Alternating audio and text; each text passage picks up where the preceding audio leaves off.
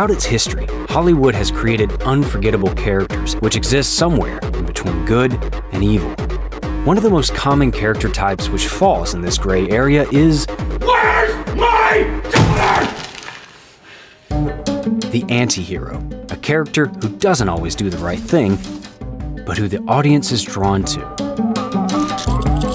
This is What is an Antihero?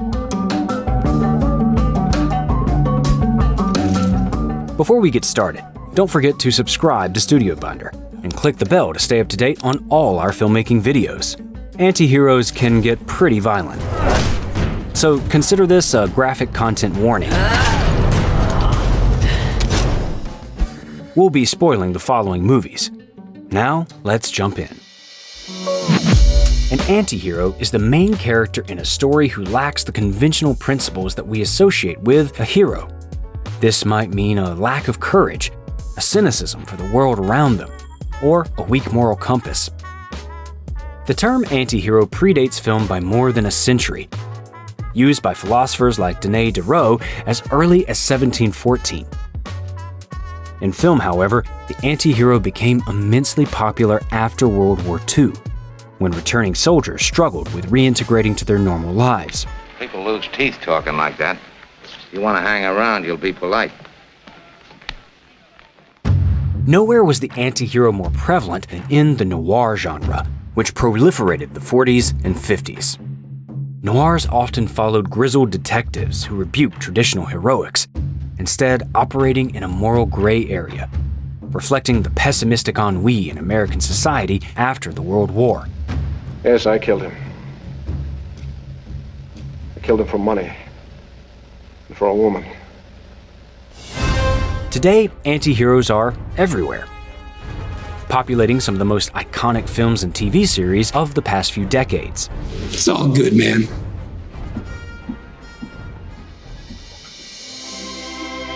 Antiheroes are sometimes categorized as villain protagonists, and vice versa. A villain protagonist's actions are usually more evil than an antihero's. Therefore, it's a blurry line, and the distinction depends on a viewer's own moral code. So what do you think?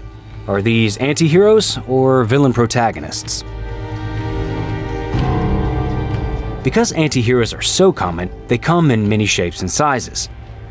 Let's take a look at the antihero spectrum. Hi. I'm Shelley's new boyfriend that I'm out of my mind. The different forms of antihero are defined by two elements: understanding and approval. Screenwriting scholar John Truby explains, if you show the audience why the character chooses to do what they do, then the audience understands the cause of the action, without necessarily approving of the action itself. For a character to be an anti-hero, the audience understands why they're doing what they're doing, but don't have to think it's the right thing to do. I'm on my lunch break, okay? Where a character falls on the anti-hero spectrum is largely dependent on how much the audience approves of their actions. Jesus Christ! Can you maybe keep it together for just 10 minutes? Robin Hood, for example, falls on the most approving end of the spectrum. We understand why he's stealing from the rich and giving to the poor, but we also have a certain level of approval of his actions. Praise the Lord and pass the tax rebate. Some may argue that even though he's breaking the law, he's doing the right thing. This means Robin Hood is just barely an anti-hero. Everybody this way! Breaking the rules, yes, but doing so in a way that would garner most people's approval. Fleabag, meanwhile, falls somewhere in the middle of the spectrum. Please be seated. And also with you. She's selfish, judgmental, and impulsive. So for much of the series, we don't approve of her actions, even though some of them may be relatable. Time to throw the net out. We understand why Fleabag is the way she is, however, when we see the emotional distance she has from her family. You close with your family? We get on with it. Do you talk? God, no. Eileen from Monster is on the least approving side of the antihero spectrum. She is a serial killer. So the audience doesn't approve of her actions at all. The audience has sympathy for her, however, because we see she was a victim of abuse. We don't condone her actions, but we know why she's doing what she's doing. So Eileen ends up with high understanding, but low approval.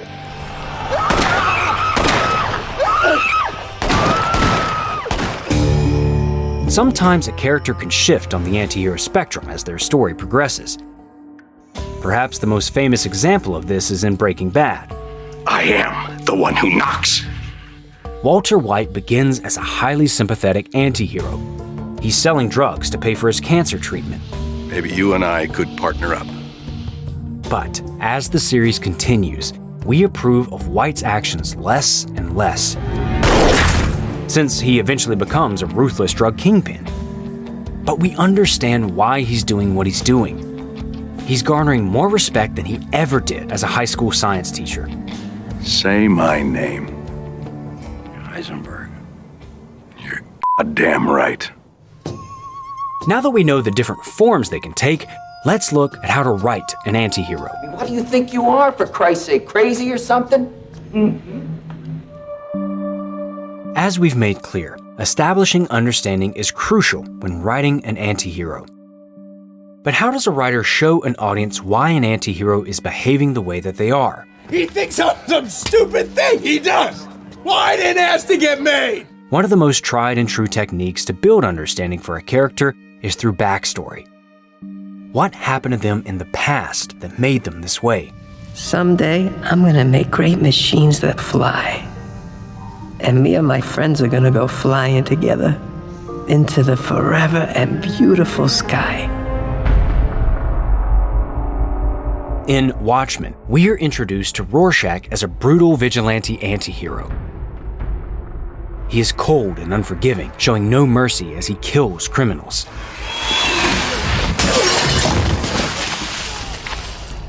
His actions are explained later when he is interrogated, revealing the hardships he experienced growing up. And a pivotal moment from his past where he was a witness to a gruesome crime. I confess. I kidnapped her. I killed her. Arrest me. The experience hardened him and led him to believe some criminals can't be redeemed. Take me in! No! No! Men get arrested. Dogs get put down. With this backstory, we may still not approve of Rorschach's actions, but we understand the circumstances which drove him to have the outlook that he does. None of you seem to understand. I'm not locked in here with you. That's it! You're locked in here with me! Internal monologue is another way to understand a character's actions. I went over everything that was said, what should have been said, what could have been said differently, what could have been said better. This is a favorite technique of antihero maestro Paul Schrader, who writes characters disillusioned with society and explains their actions through voiceover. In the last year, I'd come to believe in such things as spirits leaving the body and not wanting to be put back. In Taxi Driver, we follow Travis Bickle, and we slowly learn of his mindset through his increasingly dark narration. Someday a real rain will come and wash all this scum off the streets. His voiceover shows us two sides of him. A lonely man looking for human connection. All my life needed was a sense of someplace to go. And a bitter obsessive headed towards a mental break. The idea had been growing in my brain for some time. So by the time Bickle turns violent, we understand how he got to this point. Suck on this.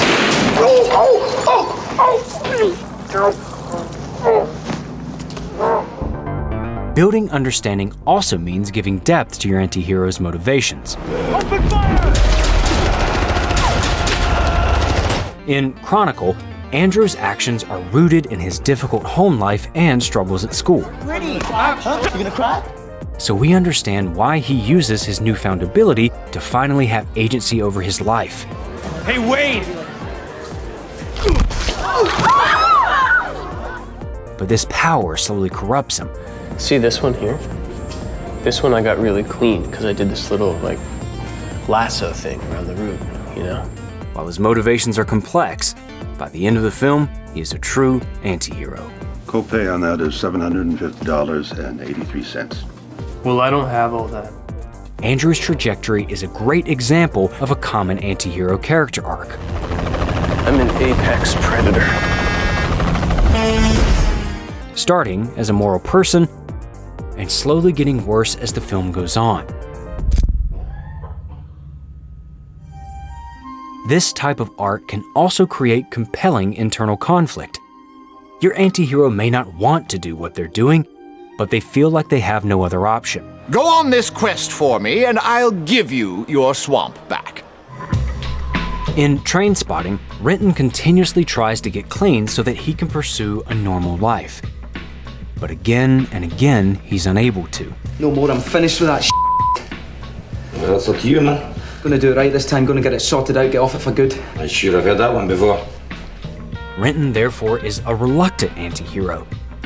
And this push and pull acts as the fundamental conflict of the film.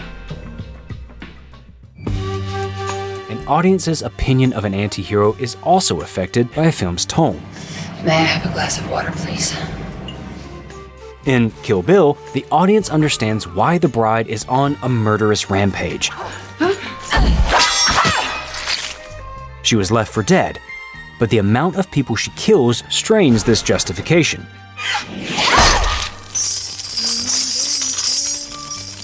Quentin Tarantino keeps us on her side through tone, making the violence campy and cartoonish. The bride's actions, therefore, aren't too horrific.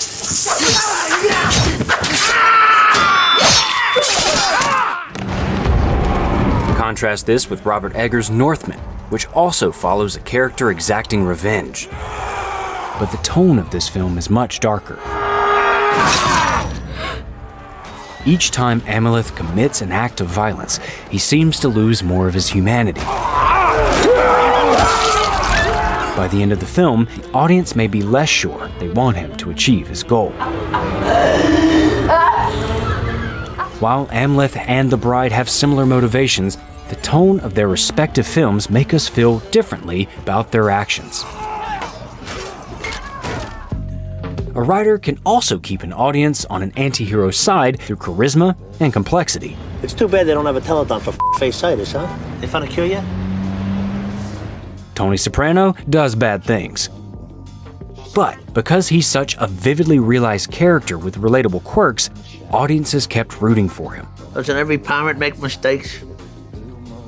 Why not you? Because I'm a good guy. Basically. As George R.R. Martin noted, HBO has proven that we will follow for years and years some pretty reprehensible characters, as long as they're fascinating. Are you kidding me? Oh my God, this is awful. I'm not even joking. Who made that? Us. It's beautiful. You made it? Give me my money back. No, Huh? you can't. I want my dollar back. To write an anti-hero with true staying power, it's useful to think about their thematic relevance. What does this character say about our society? Let him roar. It makes a swell picture. About other people like them? Head for the exits. Got your own seat, buddy. I'm not having mine. In Fight Club, the narrator's anti-hero qualities, like cynicism, aimlessness, and lack of self-worth, held a mirror to 90s America. I'd flip through catalogs and wonder, what kind of dining set defines me as a person? Consumer culture wasn't leading to happiness. I felt sorry for guys packed into gyms, trying to look like how Calvin Klein or Tommy Hilfiger said they should. That what a man looks like? And disaffected men were turning to self-destructive practices to vent their anger. What? I want you to hit me as hard as you can. As a result, the narrator and his alter ego resonated with audiences, and still do to this day. Can I be next? Now let's look at all these techniques in action. The Wolf of Wall Street, written by Terrence Winter, boasts an iconic anti-hero, Jordan Belfort. Belfort is consumed with greed, and throughout the film, he behaves immorally. Belfort falls on the less approving end of the anti-hero spectrum. Most of the actions he commits are unjustifiable. From cheating on his wife to cheating unassuming clients out of their own money.